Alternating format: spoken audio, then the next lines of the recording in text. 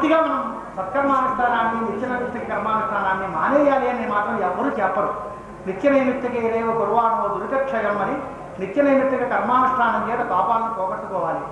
ఒకవేళ ఏదైనా అకాలమైనా మనం చేయాల్సి ప్రగతికి గతిలో చేసినటువంటి పాపాలని ప్రాయశ్చిత్తాలు చేత పరిహరించుకోవాలి. పూర్తిగా పాప విముక్తం కలిగి అయ్యే స్థితిలో మనం భగవద్ దర్శనం చేయడానికి అవకాశం ఉంటుంది. కాబట్టి ఆ దాన్ని తెలుసుకోవడం కోసం మనం ప్రయత్నం చేస్తూనే ఉండాలి. ఆత్మైవ అభూత్ తద్దా సర్వం ఆత్మైవ అభూత్ కేనకం పశ్చేతన్ బృహదారణ్యకంలో అలాంటి స్థితి వచ్చినప్పుడు అన్నీ వదిలేస్తాం. అప్పుడు ఎక్కడ వేదాహ అవేదాభవంతి అని అక్కడ వేదాలు కావు, మనము కాదు, గురువు కాదు, దేవుడు కాదు, అన్నీ పోతాయి. కానీ అంతవరకు ఉండేటువంటి స్థితిలో మనం అన్నింటినీ కూడా అర్చన చేస్తూనే ఉండాలి. కాబట్టి గురువుల యందు శ్రద్ధాశక్తులు చూపించవలే, ధర్మమందు శ్రద్ధ ఉండవలే, పెద్దల యందు భయభక్తులు ఉండవలే, పెద్దలు చెప్పిన మాటల్ని మనం ఆచరిస్తూ ఉండాలి. వాటిని చెప్పినప్పటికీ కూడా మనం మళ్ళీ దాని ఎందుకు చేసుకోవాలి అంటే మనం నడిచే మార్గం సక్రమమైంది అనేటువంటి నమ్మకం మనకు కలగాలి. చేసిన మార్గం ఈ మార్గంలో నడిచే అనవసరంగా ఖర్చు పెట్టేస్తున్నామేమో, ఒక యజ్ఞం చేసి ఏదైనా నేతి డబ్బాలు దానిలో హోమంలో పెట్టేస్తే చాలా కాస్ట్ పెరిగిపోయిందండి, ఈ రోజుల్లో ఇంత నీళ్ళు పోసేసాము అనేటువంటి వృధా వ్యయము అనే భావం కాకుండా ఇది భగవంతుడికి అర్పించాం, ఇంతకీ కోటి రెట్లుగా మనకి తిరిగి లాభం వస్తుంది అనేటువంటిది శాస్త్రం చెప్పింది.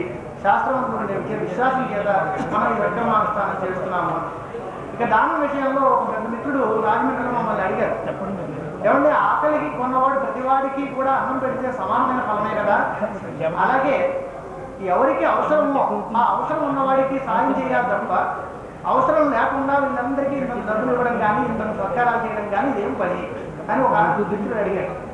అంటే ఆ సందర్భంగా ఉంది ఏమనుకోకపోతే గౌతమి పుష్కరాల్లో ఒక గట్ట మీద వచ్చారు. ఆ పుష్కరాలు అంటే ఏమిటండి అని అడిగారు. అని అంటే పుష్కరాలు అంటే భక్తులందరూ వస్తారు, ఇక్కడ వైదికమైనటువంటి కర్మాచరణ చేస్తారు. ఏం చేస్తారండి అంటే ఈ బ్రాహ్మణులందరూ కలిసి వాళ్ళ చేతి పనులు చేయిస్తారు, చందం తీసుకుంటారండి. ఆయన అంతా స్టాటిస్టిక్స్ వేసి కనుక వచ్చిన ప్రతి మనిషి ఎన్ని లక్షల మంది 10 లక్షల మంది వస్తారు. వచ్చిన వాళ్ళు కనీసం మినిమం 10 రూపాయలు ఖర్చు పెడతారు కదా. 10 లక్షలు ఇంటూ 10 అంటే 1 లక్షలు అయింది కదా. అంటే 1 కోటి రూపాయలు ఈ 10 మంది కలిసి పంచుకుంటారా అండి అడిగారు. అలాంటిగా ఏం సమాధానం చెప్పాలి అలాంటి ఆలోచన చేసేవాళ్ళు. ప్రపంచంలో సమాజంలో ఉండేటువంటి డబ్బును అంతటి తీసుకొచ్చి ఈ బ్రాహ్మణులు మాత్రం ఖర్చు పెట్టుకుంటారా, లేదా వీళ్ళందరూ పూలకే వీళ్ళకే పరిమితమా అని అడిగితే మనం దాన్ని సమాధానం చెప్పడానికి కానీ లేదా వాళ్ళని కన్విన్స్ చేయడానికి కానీ ఎంతో కష్టం అవుతుంది. అదే పరిస్థితుల్లో ఈ వేద సభల్ని నిర్వహించేటువంటి మిత్రులందరూ కూడా చాలామంది దగ్గర నుంచి డబ్బు కలెక్ట్ చేస్తున్నారు. ఒక సంవత్సరానికి ఒక రోజు గంట 2 గంటలు మీరు సభ నిర్వహణ చేస్తున్నారు. తర్వాత అంతా ఏం చేసినట్టు సంవత్సరం ఈ మరి ఇంత డబ్బుని కలెక్ట్ చేసి ఈ 2 గంటలకి వాళ్ళకి పంచిపెట్టడం ఇది ఇలా పోస్ట్ మ్యాన్ చేసే పని, ఇది వాళ్ళకి మర్యాద చేస్తే చాలు కదా అనే భావం చాలా మంది వ్యక్తపరిచినటువంటి స్థితి ఉంది. దానికి గణపతి శాస్త్రి గారు సమాధానం ఏంటి అంటే, శాస్త్రి గారు ఈ వేదవేత్తలు ఇక్కడికి వచ్చినప్పుడే మనకి వాళ్ళని దర్శనం చేస్తేనే పుణ్యం కాదు అబ్బాయి, మనందరి యోగక్షేమాన్ని కోరి వారు నిరంతరం వేదపారాయణం చేస్తూనే ఉన్నారు. దానివల్ల సమాజం అంతా కళ్యాణంగా ఉంది. వారు చేసేదాన్ని మనం ఏ రకంగా సేవ చేసినా ఏ రకమైనటువంటి సన్మానం చేసినా అది చాలా తక్కువే అవుతుంది. మనం వారికి తగినటువంటి అర్చనలు చేయలేము. ఆ రకంగా వాళ్ళు నిత్యం వేదపారాయణం చేస్తున్నారు కాబట్టి వారికి సమాజం తాలూకు కృతజ్ఞతాసూచకంగా మనం ఇస్తున్నాం. నేను వారిని పోషిస్తున్నాం అనే మాట కూడా ఆయన అనలే. వేదవేత్తల్ని పోషించే పని భగవంతుడిది, పని కాదు. భగవంతుడు రక్షిస్తున్నాడు వేదాలు, భగవంతుడే వీళ్ళని పోషిస్తున్నాడు. శివమే గర్భగతస్యాన్ని వృత్తిని కల్పితవాన్ ప్రభువు అని భాగవతంలో అంటారు. ఆ రకంగా భగవద్ రక్షణంతో వాళ్ళు బతుకుతున్నారు. వాళ్ళని ఏదో పోషిస్తున్నామనే మాట కాకుండా వాళ్ళకిచ్చి మన సంపదని సద్వినియోగం చేసుకుంటున్నాం. మనం ఆ అవకాశాన్ని తీసుకుంటున్నాం. మనందరం కూడా దీనివల్ల ప్రార్థన అవుతున్నాం. మన స్వార్థం కోసం మనం చేస్తున్నాం అనే భావం సమాజంలో ఉండాలి. ఆశ్రయం ఇచ్చినటువంటి వాళ్ళందరికీ లేదా పరిచయం చేసిన వాళ్ళందరికీ సకల శ్రేయస్సులు కలగాలి అని ఆ వేద పురుషుడిని ప్రార్థిస్తూ వేదపారాయణం వేదవేత్తలు చేయాలి. నిరంతరం వేదవేత్తలైనటువంటి వాళ్ళు వేదపారాయణం చేస్తూ ఉంటే సమాజంలో ఉండే ప్రతి వ్యక్తి కూడా వాళ్ళకి పాదాభివందనం చేసి వాళ్ళకి సత్కారాలు చేయడానికి ఏమీ సంకోచం లేదు. అలాంటి వేదవేత్తలు చాలా అపరూపమైనటువంటి గౌరవాలు పొందిన స్థితి ఈ 10 ఏళ్ల కాలం మనం చూస్తున్నాం. అంతకుముందు ఒక 20 ఏళ్ళ కాలం 5 ఏళ్ల క్రితమో వేద పండితుల తాలూకు స్థితిగతులు వేరు. ఇవాళ సమాజంలో వేదవేత్తల తాలూకు స్థితిగతులు వేరు. మెరుగుపడింది, ఆదరణ పెరిగింది, కానీ చదువుకునేటువంటి వాళ్ళ సంఖ్య తగ్గింది. పారాయణ దాంట్లో కూడా మనందరం కూడా నిష్కల్మషంగా చెప్పుకోవాలి అంటే మనం చేయగలిగినంత సేవ, చేయగలిగినంత సమయాన్ని పారాయణ కోసం కేటాయించడం లేదు అనే విషయాన్ని మనం ఒప్పుకోక తప్పదు. అలాంటి చిత్త స్థైర్యం భగవంతుడు మనకి ప్రసాదించాలని, వేద పురుషులు అందరూ కూడా వేద పారాయణంలో నిమగ్నమై ఉండాలని, వారికి ఆ స్థితి కలిగినప్పుడు సామాజికమైనటువంటి ఆస్తిక మహాజనులు అందరూ వీరికి పరిపూర్ణమైనటువంటి సేవలు చేస్తారు. ఆ చేయడంలో కూడా వేదవేత్తలకి చేయడం ఇంకా మామూలు వాడికి చేసిన దానికంటే చాలా ఎక్కువ రెట్లు ఫలితాన్ని ఇస్తుంది. మామూలుగా ఇంట్లో దానం చేయడం కంటే ఒక నదీ తీరంలో చేయడం గొప్పది, లేదా ఒక దేవాలయంలో చేయడం గొప్పది. అది ఎలాగో పుష్కరాల్లో, కుంభమేళాల్లో మొదలైనటువంటి పవిత్రమైనటువంటి కాలాల్లో చేయడం గొప్పది, ఓ గ్రహణం టైంలో చేయడం గొప్పది.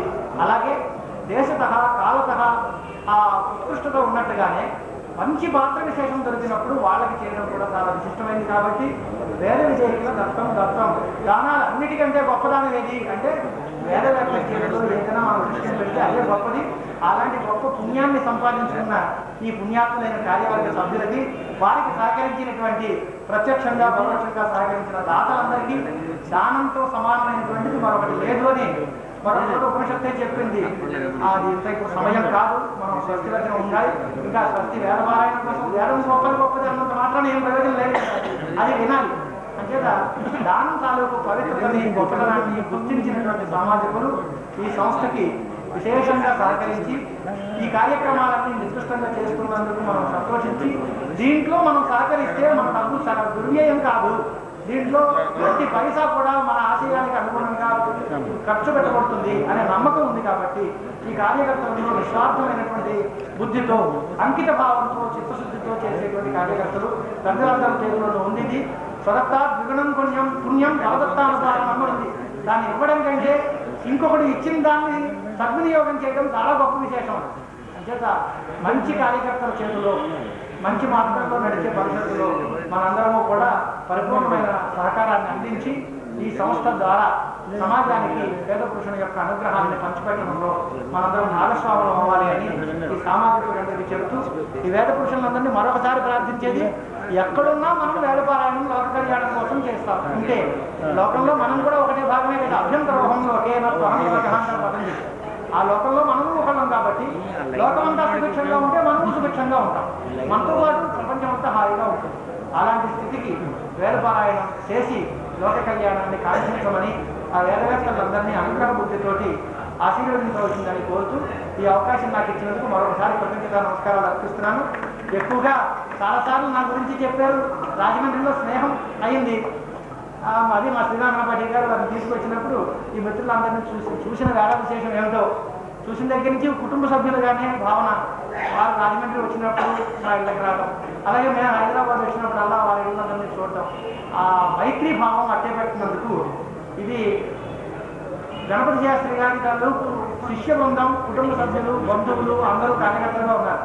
ఆ అదృష్టం నాకు పంచిపెట్టినందుకు నన్ను కృతార్థులుగా భావిస్తూ ఆ మైత్రిని, శాశ్వతమైనటువంటి స్నేహాభిమానాన్ని అట్టబెట్టాల్సిందిగా వారికి విజ్ఞప్తి చేస్తూ అధ్యక్షుడు కోదండరామయ్య గారికి నా హృదయపూర్వకమైన కృతజ్ఞతలు అర్పిస్తున్నాను.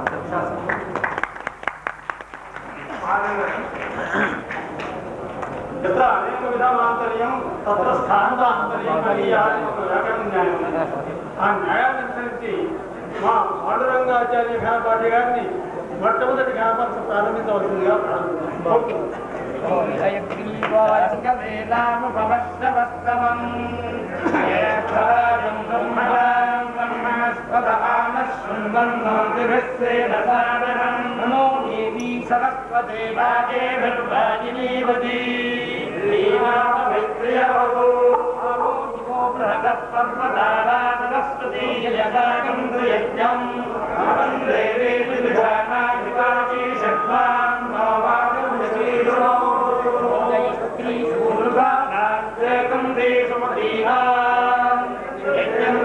సరస్వతే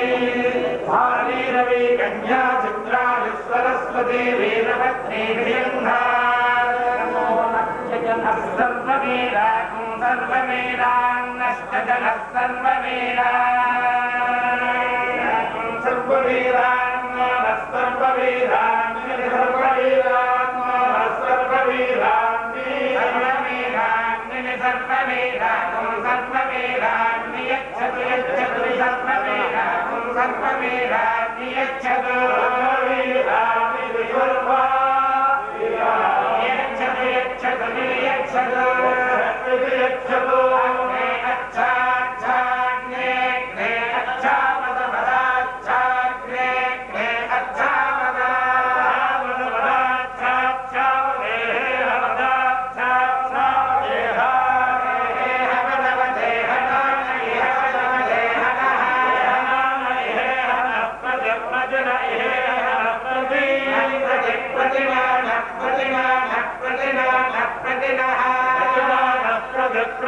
సుమనా